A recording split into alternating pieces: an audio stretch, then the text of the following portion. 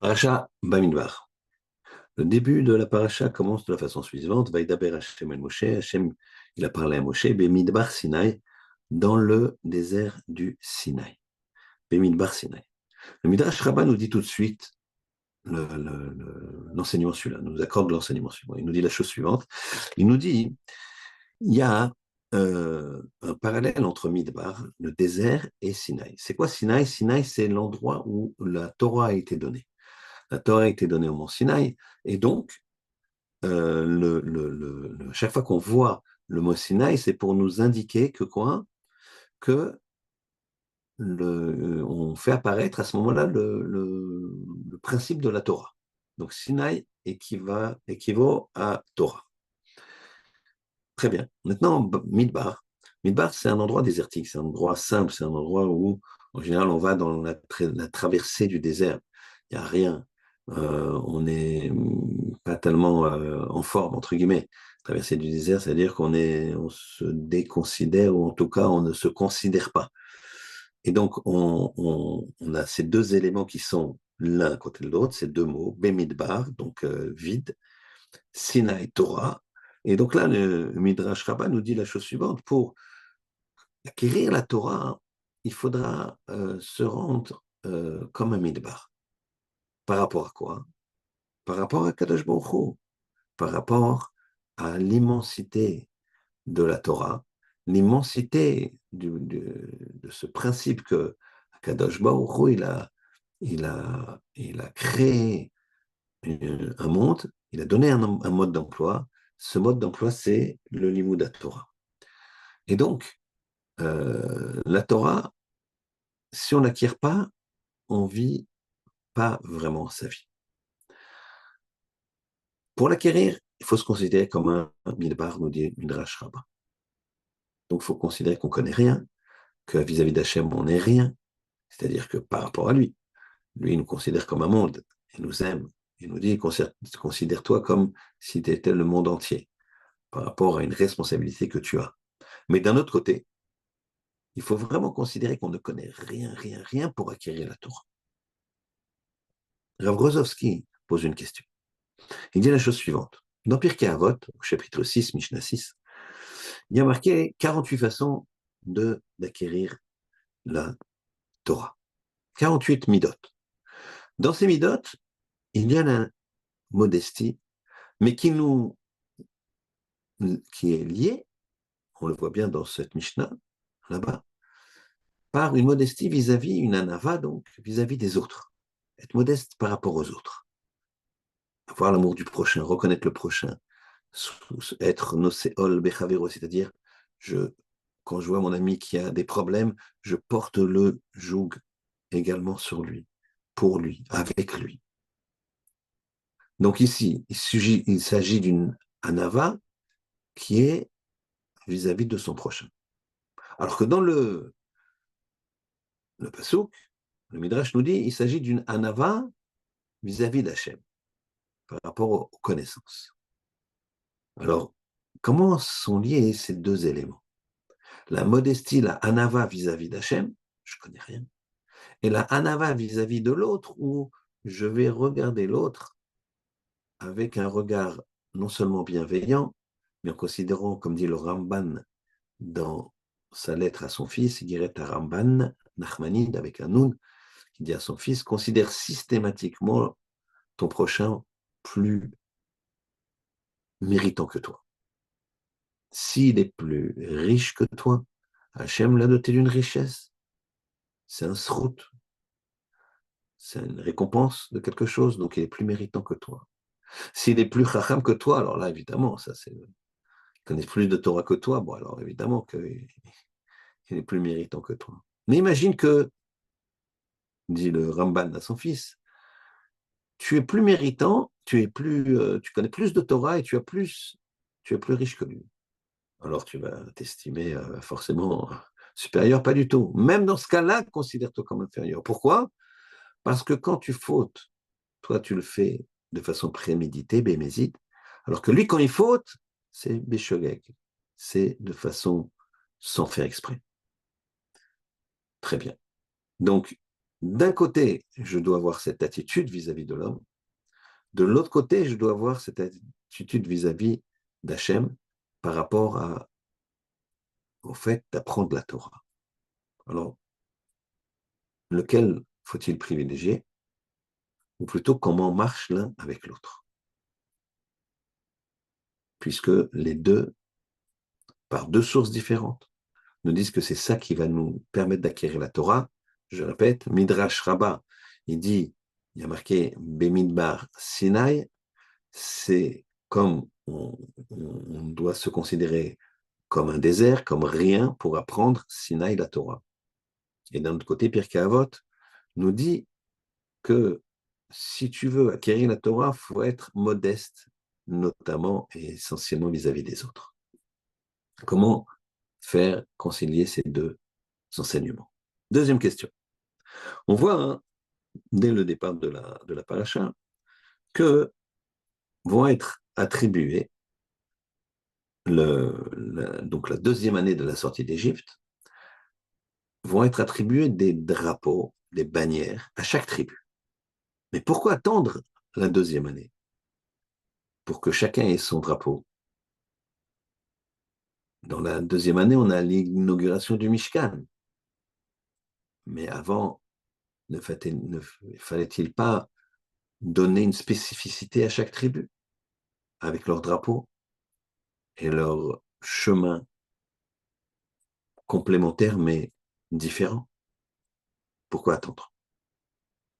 Troisième question. Il est marqué comme ça que Séou et Rosh Koladat Ben Israël compte des membres.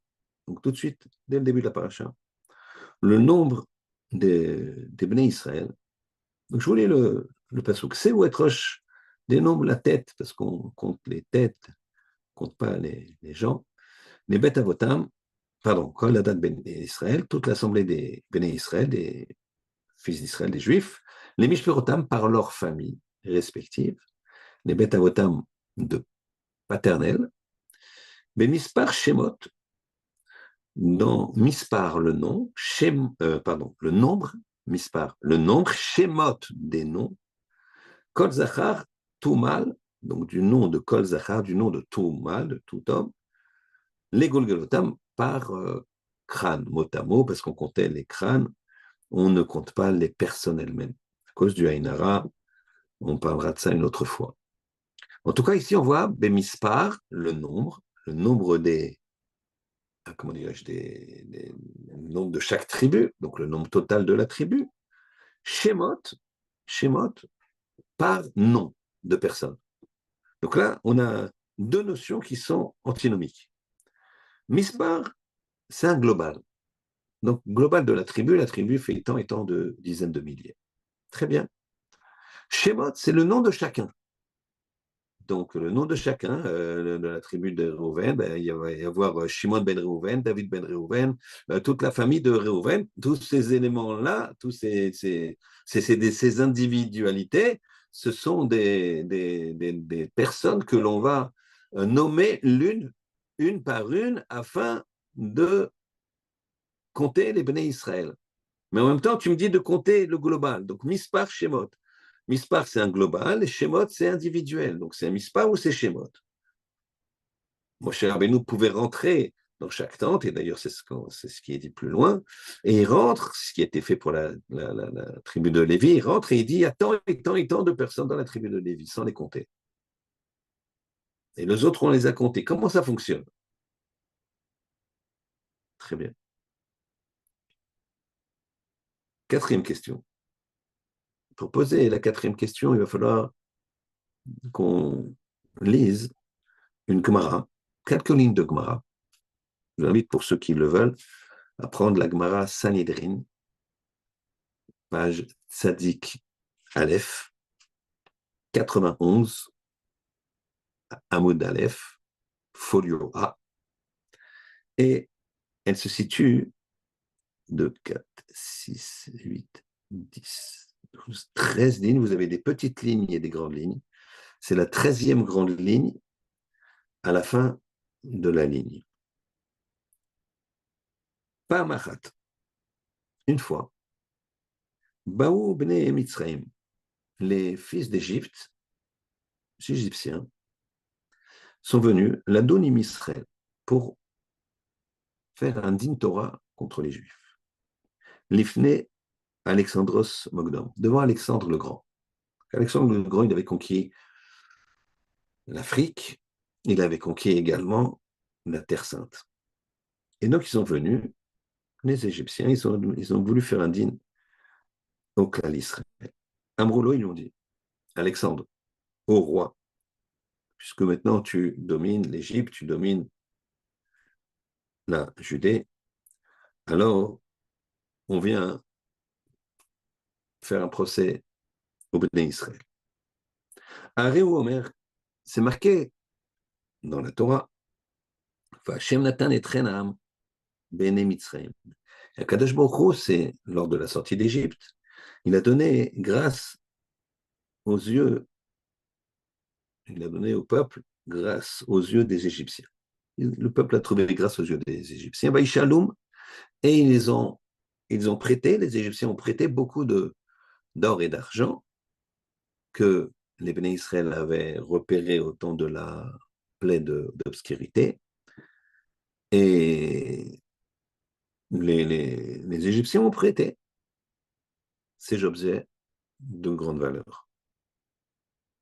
Tenu lachem, tenu lanu, rendez-nous. Kesev ezav, shinitaltem mimenu. L'argent et l'or que vous avez pris de nous. Vous avez emprunté, vous n'avez jamais remboursé. Amar, donc attention, c'est une accusation grave, c'est pas une petite histoire. Là, l'enjeu, c'est que ça peut être des centaines, des milliers de millions même d'euros, de dollars, ce que vous voulez, à rembourser. Charge financière qui peut ne pas être supportée par le clan d'Israël. Donc, l'enjeu est très, très important. Les Chachamim sont très embêtés. Et voilà qu'il y a un homme qui se présente. Amar Gevia ben Psissa. C'est son nom. Gevia ben Psissa. La Chachamim ou Chachamim. Je vois que vous êtes embêtés, moi je vous propose quelque chose. Tenu les réchoutes, donnez-moi l'autorisation. Ve'elech, et je vais aller. Ve'adun imaem. Et je vais faire le jugement. Je vais donc défendre la cause du clan d'Israël. L'ifne à Alexandros, devant Alexandre. Les Chachamim sont très embêtés parce qu'ils voulaient envoyer quelqu'un de très, très, très, très haut. Alors ici, Kivia Ben Psissa, il n'est pas connu comme étant quelqu'un de très, très, très, très haut. Peut-être oui, peut-être non, mais en tout cas, c'est une énorme responsabilité. Et il leur dit, continue à dire aux Chachamim, si me gagne, je suis vaincu, Amrou Lahem, vous pourrez leur dire, ben, Idiot Shebanu Nitzartem, c'est un idiot, pas dans le sens idiot, mais c'est un homme simple que vous avez gagné. Attends, nous on va répondre. Vous avez accepté de vous faire, de répondre, d'accepter la réponse d'un homme qui s'appelle Givia Ben Psissa, mais c'est un homme simple. Nous, on va venir maintenant. Donc de toute façon, si jamais je suis battu, vous avez quand même une chance de vous défendre vous-même. Veimani Anatsar, mais si jamais je gagne, Otam, eux, Amrou Lahem, vous leur direz, Torah Moshe Rabbeinu Nitzrachtem. C'est la Torah de Moshe Rabbeinu qui a gagné, qui vous a gagné. Ils ont réfléchi, ils ont dit, c'est intelligent ce qu'il a dit. Maintenant, l'Orishut, ils lui ont donné l'autorisation. Ve'alach, il est parti.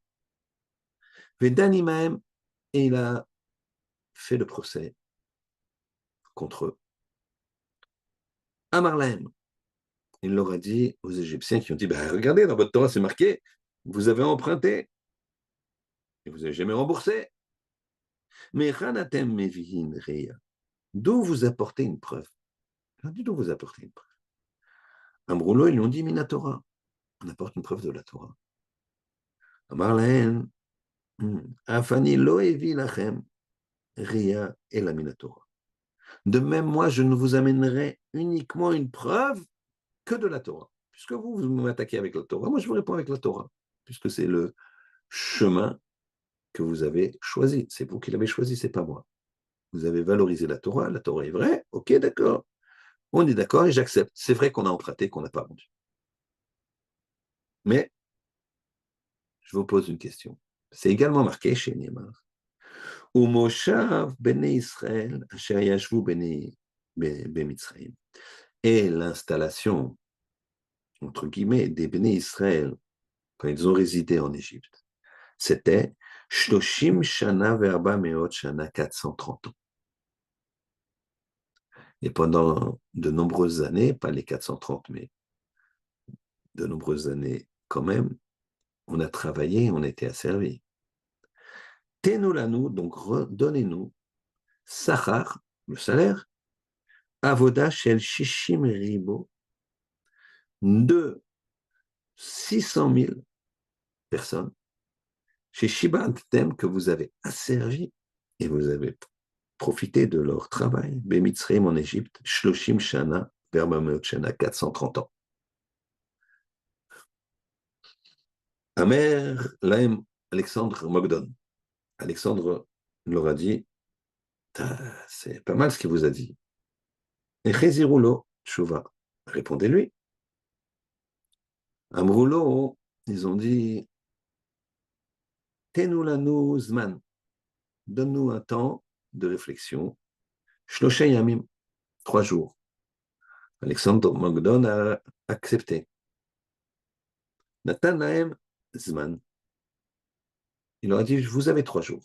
Mais dans 3 jours, vous êtes là. Attention, vous devez répondre.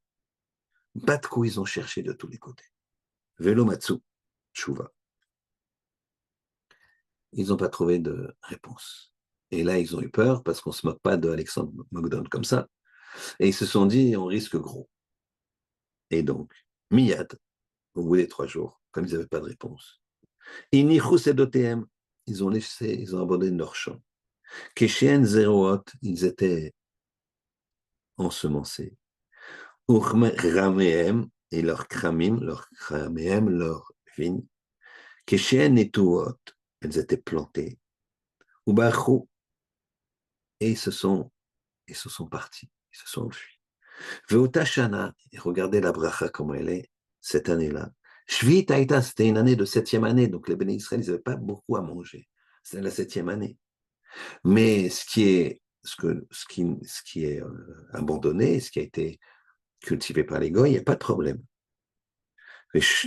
Et donc, ça a pu faire un grand gain pour tout le clan d'Israël, un grand bonheur, une grande joie dans le clan d'Israël. Et ça continue, c'est très intéressant là-bas, mais on se suffira de cet exemple-là.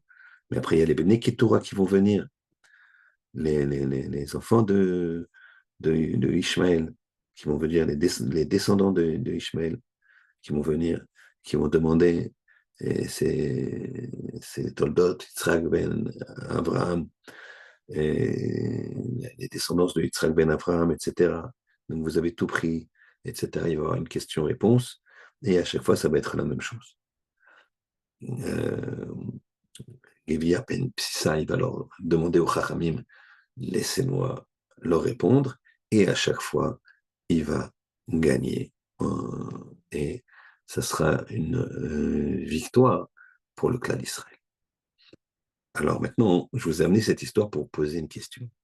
Comment les Chachamim, ils peuvent se permettre de laisser un homme comme ça, au lieu d'aller ensemble? On voit bien que les Égyptiens, on voit plus tard que les Bnei Ketura, après que plusieurs histoires comme ça, ils vont ensemble, c'est l'ensemble des sages de leur côté qui viennent. Donc, Chachamim, et ils n'ont pas besoin d'envoyer une personne. Ils prennent le risque, plutôt qu'à être ensemble, et tous les Chachamim ensemble, de répondre à Alexandre Mogdon de Macédoine. Et de ne pas faire ça et de laisser un seul homme, qui de plus est, on ne voit pas que c'est un Tana, on ne voit pas que c'est un homme d'une puissance particulière. Comme j'ai dit au début, peut-être oui, peut-être non, mais en tout cas, on ne le voit pas dans les textes. Et ils prennent le risque. Alors bien sûr, lui, il a été très fin. Il leur a dit, si je perds, vous leur direz, bah, attendez, vous avez vaincu un homme pachout, un homme simple du clan d'Israël, il ne fallait pas accepter qu'il réponde. Moi, écoutez, bon, maintenant, Givia Sissa, il prenait un risque, parce qu'à ce moment-là, on lui dit de quel droit. Donc, il prenait un risque sur sa vie. C'était courageux. Mais Chachamim, ils ne peuvent pas faire courir le risque d'une vie à cet homme, et de plus, le risque qu'il perde, qu'on nous impose des sommes énormes, qu'on ne puisse pas les payer, qu'on soit asservi, qu'on soit donc, qu'on risque plus que ça, qu'on risque de payer de notre vie l'incapacité de rembourser. Donc, comment Chachamim, ils ont pu laisser cet homme-là représenter le clan d'Israël au risque de sa propre vie et de la vie de tout le clan d'Israël, et en tout cas au moins de la ruine de tout le clan d'Israël. Alors je répète les questions. La première question, la paracha commence par Bamidbar Sinaï, Bamidbar Sinaï, dans le désert du Sinaï. D'un côté, le désert, c'est le vide, ça représente l'humilité. Sinaï, ça représente la Torah, pour nous dire qu'il faut avoir une grande humilité intellectuelle pour recevoir la Torah, pour acquérir la Torah, devenir Talmid Chacham. Par contre, dans Pirkei Avot, on voit que pour acquérir la Torah, il faut avoir une humilité. Ah, donc ça marche bien, humilité, humilité, très bien. Sauf que là, on ne parle pas d'humilité par rapport au savoir, on parle d'humilité par rapport à l'homme, par rapport à son prochain. Donc il faut quoi? Une humilité par rapport à son prochain ou une humilité par rapport à son savoir? On peut voir des gens qui ne sont pas tellement humbles par rapport à leur savoir, qui sont humbles vis-à-vis des hommes. On voit des hommes qui sont humbles vis-à-vis des hommes, mais pas humbles vis-à-vis de leur savoir.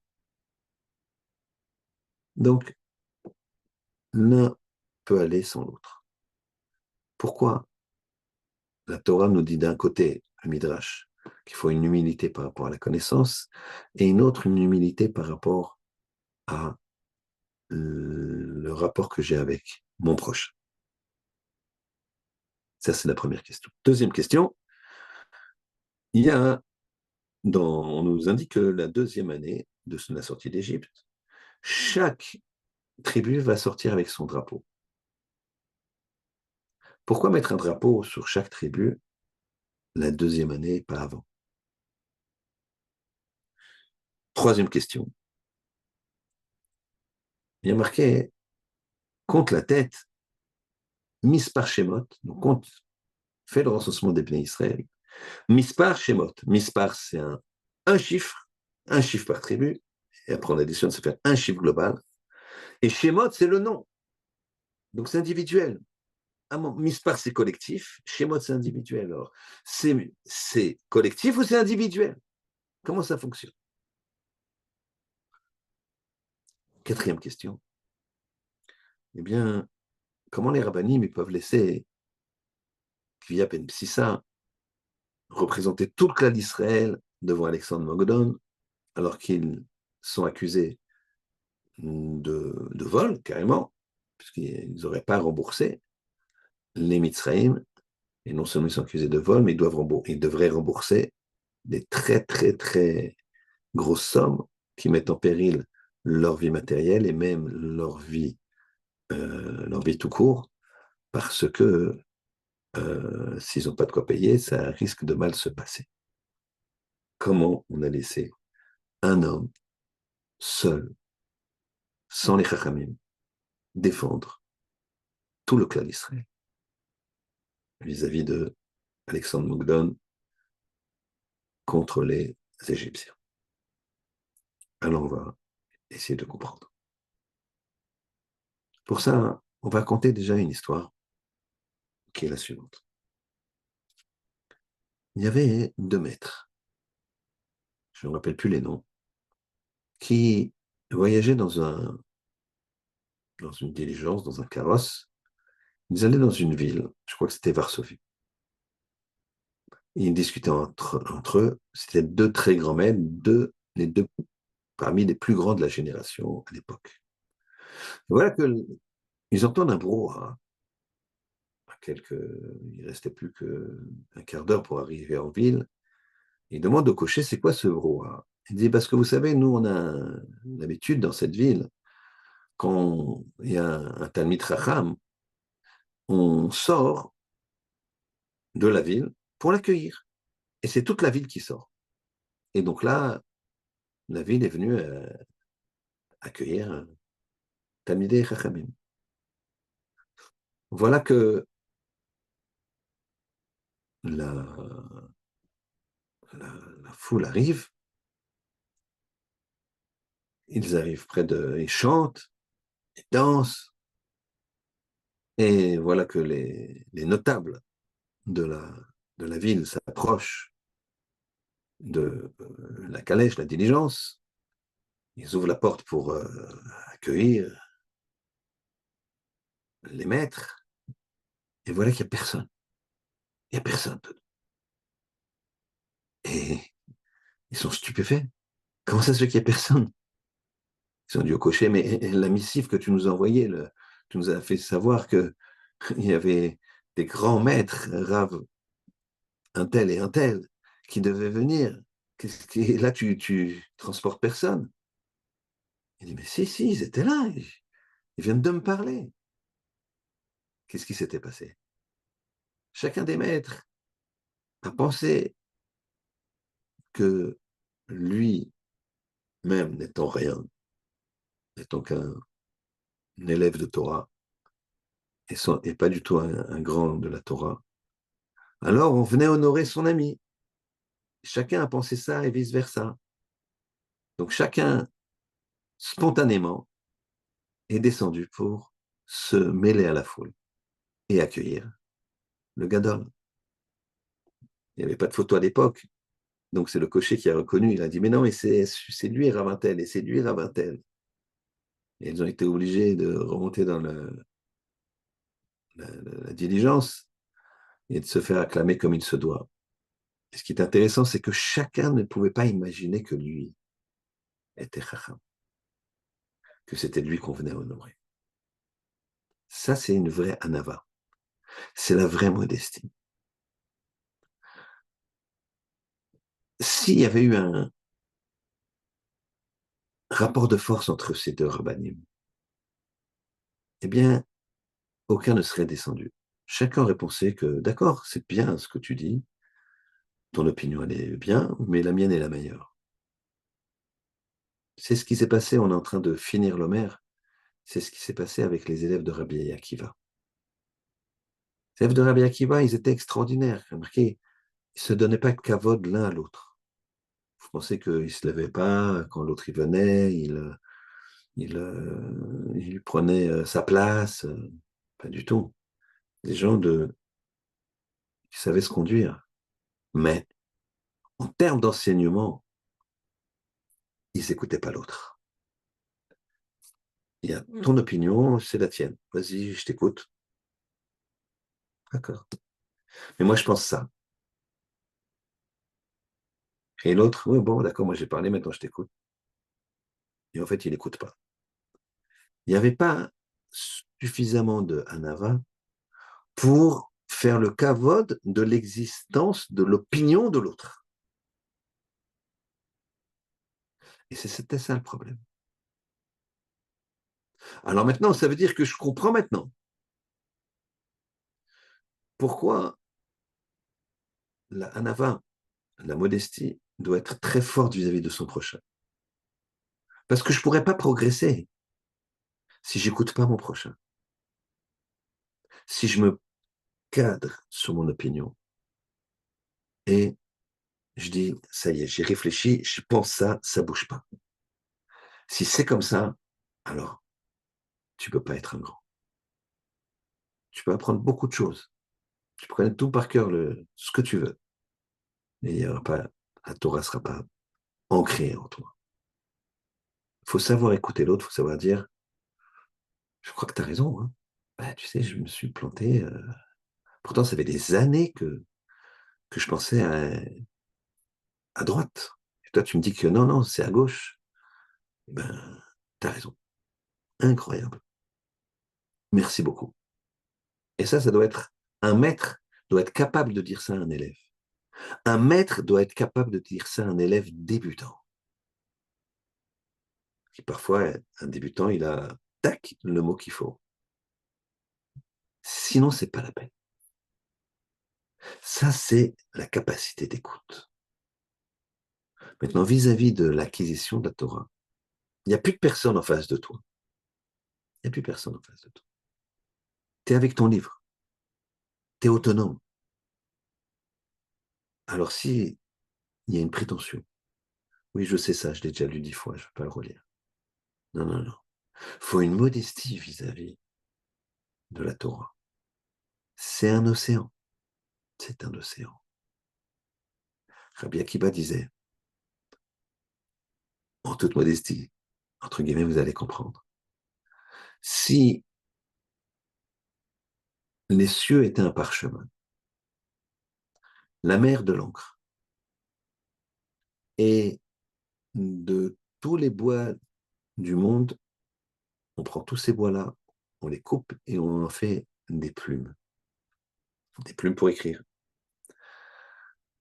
Donc ça fait beaucoup de... ça fait des grandes masses. Eh bien, ça ne suffirait pas pour écrire tout ce que je connais de la Torah. Pour ça, je vous disais, modestie entre guillemets, mais il faut écouter la suite. Et ce que je connais dans la Torah, c'est une goutte d'eau dans la mer.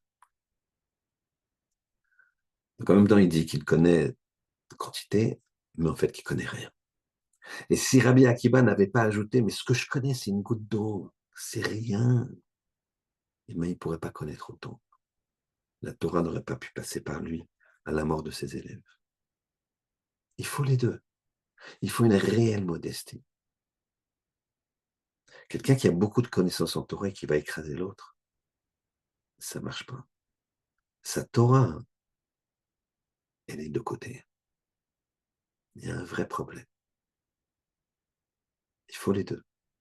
C'est pour ça que c'est marqué Bemidbar Sinaï. Kodesh Baruch Hu, il dit Bemidbar. Il faut que tu te considères comme rien. Sinaï pour acquérir la Torah. Mais en même temps, une des 48 façons d'acquérir la Torah, c'est la modestie par rapport à l'autre. De regarder l'autre. De prendre l'enseignement de l'autre. Là, on a répondu à la première question et on a un début de réponse pour les autres questions. La modestie, elle est nécessaire pour grandir. Si tu veux pas être modeste, si tu ne sais pas dire je ne sais pas, j'ai eu tort, je comprends pas, tu peux répéter. Attends, ça fait 3 fois que je te répète. Celui qui t'a enseigné, qui te dit ça, c'est pas très fin de sa part. Même si ça fait 3 fois, répète. Si t'enseignes, répète. Mais il t'a répondu comme ça. Ça fait 3 fois que je te répète. S'il te plaît, je voudrais comprendre. Bon, ok, alors concentre-toi bien là. Hein. Bon, l'enseignant, il fait pas ce qu'il faut. Mais il va quand même enseigner une 4e fois. Mais toi, tu ne vas pas dire, bon, ça va, c'est bon. Non, non. Et même si à la 4e fois, attends, il me manque encore quelque chose. Quoi, 5 fois, tu veux que je te répète? Oui, alors, là, de 1 à 2, j'ai compris. De 3 à 4, j'ai pas bien compris. Comment tu fais le lien? Tac, et finalement, tu vas comprendre. Et tu seras devenu Chacham. Mais si tu dis, t'as honte, si tu n'as pas cette midala de modestie, parce que la honte, c'est quoi? Prétentieux. Je ne vais pas dire que je ne comprends pas quand même, ça fait 3 fois qu'il le dit. Ah non, quand même. Ben si, dis-le, dis-le, dis-le. Lui, il veut t'apprendre, ben, vas-y. On comprend ce point-là. Pour ça, on va pouvoir essayer de comprendre les 2 autres points, 3 autres points. Réponse à la 2e question, qui apparemment n'a pas de lien. Puis vous verrez, comme d'habitude, on répond aux questions, après on fera le lien général. 2e question, c'était comment ça se fait que le drapeau a été donné pour chaque béné Israël, pour chaque tribu, pardon. Uniquement la 2e année. Donne-leur tout de suite un drapeau. Les tribus, tac, tac, tac, tac, Reuben, Shimon, Lévi, Issachar, Zebulun, etc., donne-leur. Qu'est-ce qui a changé? Qu'est-ce qui a changé? Pourquoi tu ne leur donnes pas un drapeau avant? Eh bien, écoutez la réponse extraordinaire. La deuxième année, qu'est-ce qui s'est passé? C'était l'inauguration du Mishkan. Il y a un centre commun. Et à ce moment-là, les tribus, elles vont être disposées, le Mishkan sera au milieu, et les tribus vont être disposées au nord, au sud, etc. Ouais. Vont être disposées en fonction du Mishkan. Et c'est là qu'on va leur donner un drapeau. Avant, il n'y avait pas de drapeau, c'est-à-dire que les tribus n'étaient pas forcément tous, les membres d'une même tribu n'étaient pas forcément réunis ensemble. À partir du Mishkan, oui, il y a le drapeau, chacun sa tribu.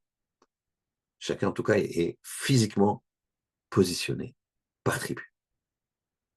Eh bien, c'est parce que avant, il y avait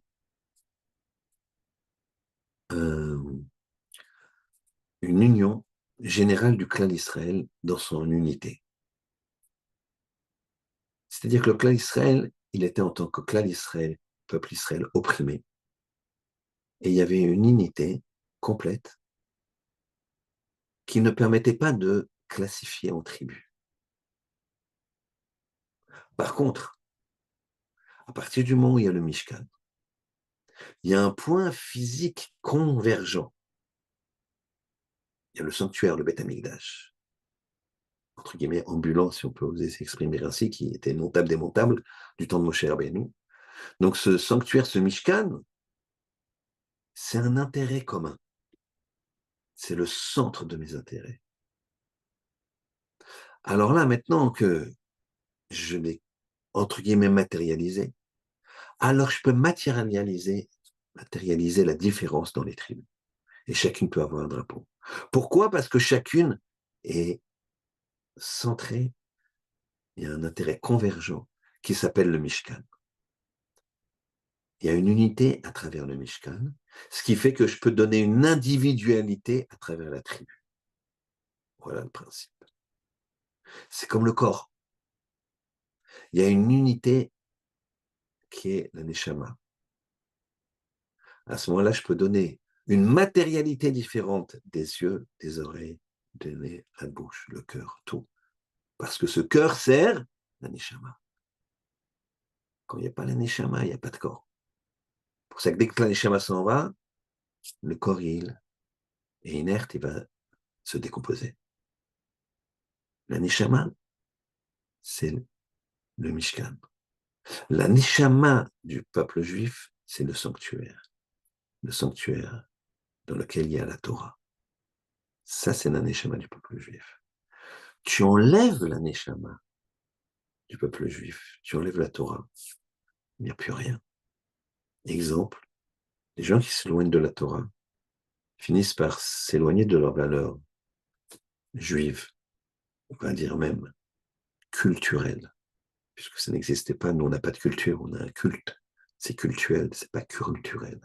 Mais des gens ils te disent, non mais moi c'est la culture, non mais moi c'est les plats, les couscous, kaila, c'est la culture. Chulent, j'ajoute gefilte fish, j'ajoute des choses ashkenazes, sinon on va dire que je assiste, ce qui n'est pas le cas. Chaque juif, c'est une perle, c'est un diamant, quel qu'il soit. Mais quand on défend une culture, et pas un culte, pas une Torah, alors ça s'effrite. Et puis après, on passe à autre chose. D'où l'assimilation, d'où la perte de millions de juifs dans l'assimilation, dans les mariages mixtes. Il faut un cœur, une neshama, comme le corps. L'exemple du corps est extraordinaire, c'est pas le mien. L'exemple du corps, c'est axé sur la neshama. J'entendais un rave qui s'appelle Raffanger, qui a fait tchouva. Je me permets de le dire parce que il le dit tout le temps à des milliers, voire dizaines de milliers de personnes sur les réseaux. Et c'est quelqu'un qui était un grand spécialiste du Reiki, médecine chinoise. Et donc, après, il y a des symboles là-bas qui ne sont pas forcément les mêmes.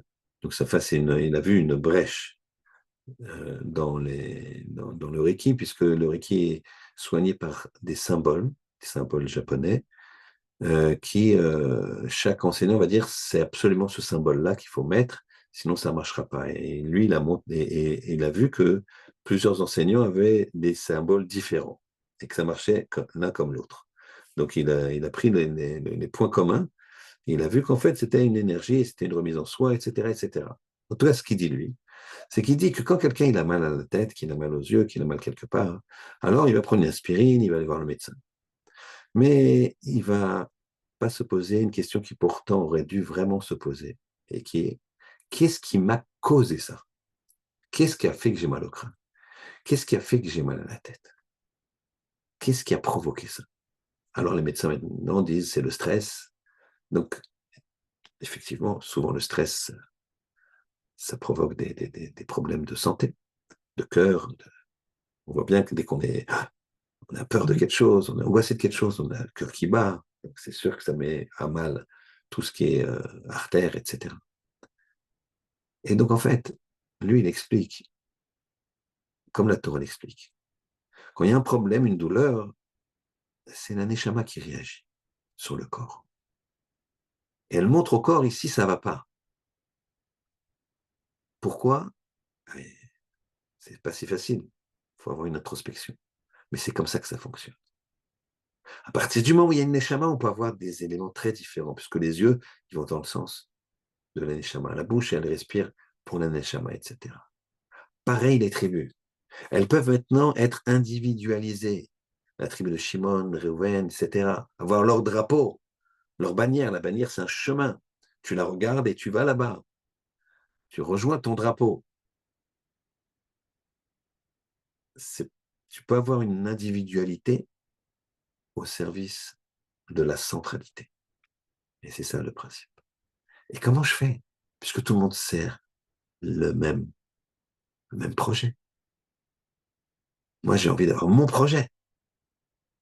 C'est marqué quand Yitzhak et Rivka, ils ont prié, que la prière de Yitzhak a été entendue. C'est marqué que Rachid nous dit parce que la tfila d'un tzaddik ben tzaddik, elle est plus forte que la tfila d'un tzaddik ben racha. Yitzhak, c'est le fils de Abraham, tzaddik ben tzaddik. Rivka, c'est la fille de Batuel. C'est une tzaddiket, tzaddik ben racha. Batuel, c'est un racha. Mais c'est pas logique. Ça devrait être la tfila d'un tzaddik ben racha qui est plus forte que la tfila d'un tzaddik ben tzaddik. Alors non. Une des réponses, c'est que la tfila d'un tzaddik ben tzaddik, c'est que le tzaddik, fils de tzaddik, il poursuit le chemin de son père, avec une petite originalité sans doute, puisque chacun n'a pas tout à fait le même chemin. Mais c'est la Torah, c'est Hachem, c'est le monothéisme. Il n'y a pas de projet nouveau.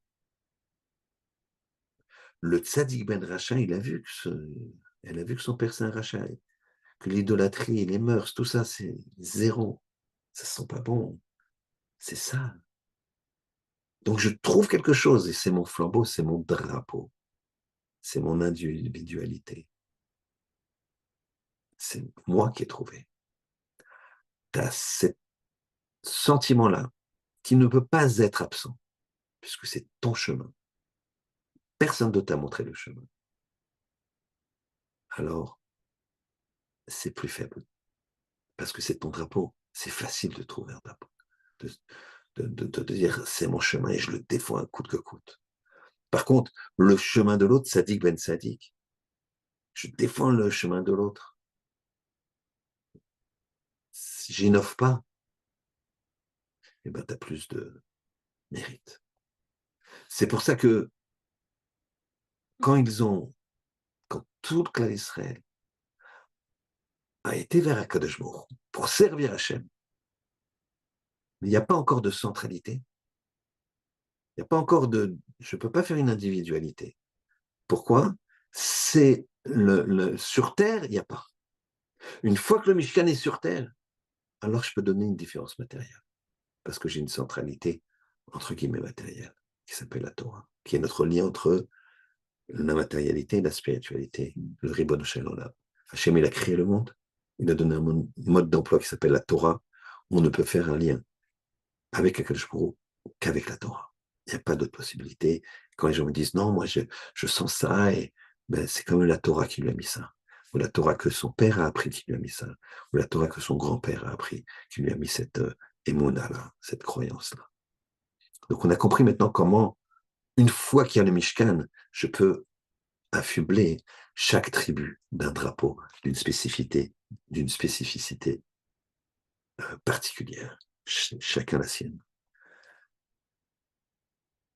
On va répondre de ce fait à la troisième question facilement. C'est pour ça qu'il y a marqué, quand il y a le troisième passouk, deuxième ou troisième passouk, c'est où élever, relever, compter le roche de tout Israël, la tête de tout Israël, mispar shemot, un compte global, shemot individuel. Comprends? On a une individualité à travers une globalité. C'est exactement la même idée que les drapeaux. En même temps, Kadosh Baruch Hu, il veut qu'il y ait une unité. Mais il veut qu'il y ait une individualité dans le service divin. L'unité, ça doit être dans le service divin. On veut servir Hachem. Mais chacun va le faire à sa façon. À l'image de l'aneshama, dans le corps. Le corps, il veut servir l'aneshama. Alors regarde ce qu'il faut regarder. Baisse tes yeux quand il y a quelque chose de patsniout. Ouvre-les quand tu as un Talmid Racham ou quand tu as un enseignement de Torah. Les oreilles, c'est pareil. Bouche-les si c'est du Lachonara. Ouvre-les si c'est des paroles de Torah. La bouche, ferme-la, excusez-moi du terme, quand il s'agit de paroles qu'il ne faut pas dire. Ouvre-la quand il faut le dire. N'hésite pas à dire merci. N'hésite pas à dire je t'aime à ton fils, à ta femme, à tes parents. Il faut l'exprimer. Il faut l'exprimer. Une fois, il y a des parents qui sont venus me voir en me disant ça ne va pas du tout avec notre fils, est-ce qu'on peut venir vous voir avec lui? Et ça n'allait pas, il se rebellait, il y avait beaucoup de chutzpah. Et donc, on a discuté avec les parents, et puis après, j'ai pris le fils, seul. J'ai discuté avec lui, il avait la dent dure avec ses parents. Je me disais, il y a quelque chose qui fonctionne pas. Je lui ai dit, je suis pas du tout d'accord avec toi. Tes parents, ils s'investissent. Tes parents, ils font ça, ils font ça, ils font ça. Ils t'amènent loin dans une école. Bref. Je dis, ouais, mais ils font ça pour eux. Je dis, comment ils font ça pour eux? C'est plus pratique. Tout ce qu'ils font, leur vie serait beaucoup plus simple s'ils ne le faisaient pas. Et ça, je ne peux pas indéniablement dire que c'est pour toi. Il dit, oui, c'est vrai, sur le papier, mais ils ne m'aiment pas. Je dis, ah là, tu te moques de moi. Tu n'as pas vu comment là, ils sont tristes, comment tu te comportes, etc. Ils viennent, ils font une démarche. C'est facile, tu crois, d'aller voir quelqu'un pour essayer de régler ce genre de problème. D'ailleurs, je ne sais pas pourquoi ils sont venus me voir. Voilà, j'espère qu'Hachem me mettra les mots dans la bouche. Il m'a dit, non, non, ils ne m'aiment pas. Je veux dire, là, tu es de mauvaise foi. Tu es de mauvaise foi. Ça, tu peux dire tout ce que tu veux, mais ça, tu es de mauvaise foi. C'est sûr qu'ils t'aiment.